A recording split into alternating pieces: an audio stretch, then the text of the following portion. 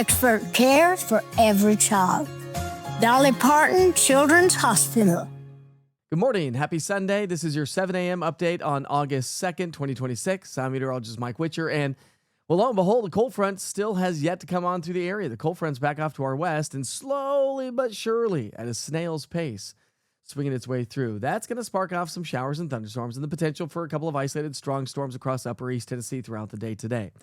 When we look at the rainfall that we've seen over the last 24 hours, we saw some decent amount of rain, especially yesterday morning, and that's what was elevating the flood threat throughout much of the day if those storms really got going, which in some locations they did. We even have some power outages this morning in parts of Blount County, but a lot of areas picked up a lot of rainfall yesterday. That's a water-loaded atmosphere. Now, as we progress through the day today, we still have a level 1 risk for localized flooding and flash flooding concerns, but in an area that really didn't see a whole lot of rainfall yesterday.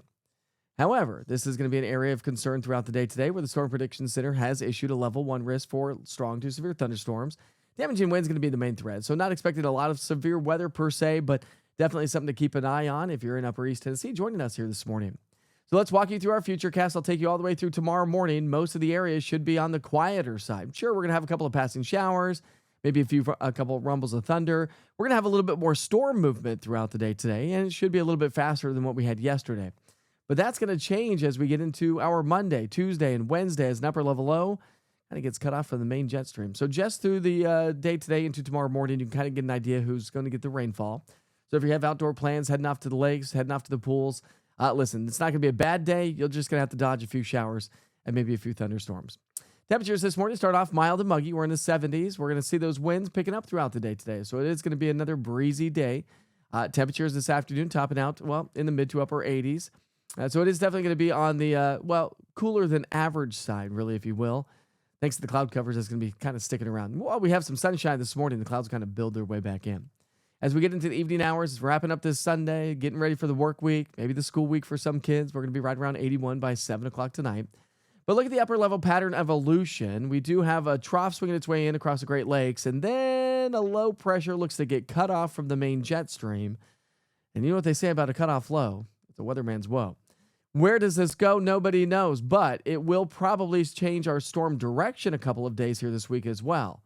Typically, our storms come in out of the west, southwest, but as we've seen already this summer, sometimes the storms can come from the east, and that may be the case thanks to this cutoff low. So today through Monday, you're going to start to see a few scattered showers. We're going to pick up that activity a little bit tomorrow, but I think even more so as we get into Tuesday and Wednesday timeframe, and even again Wednesday into Thursday. When you add it all up all the way through Thursday, the heaviest rainfall is going to be east of the Appalachian Mountains, but we are going to be stuck underneath that low, and that's going to bring us elevated afternoon showers and thunderstorms. Scattered in nature, the higher elevations will start the process, and some of those are going to drift their way into the valley. So you can see the higher elevations of the plateau and the mountains likely have a better opportunity for some more rainfall or threat, depending on how you look at it, right? It's all relative.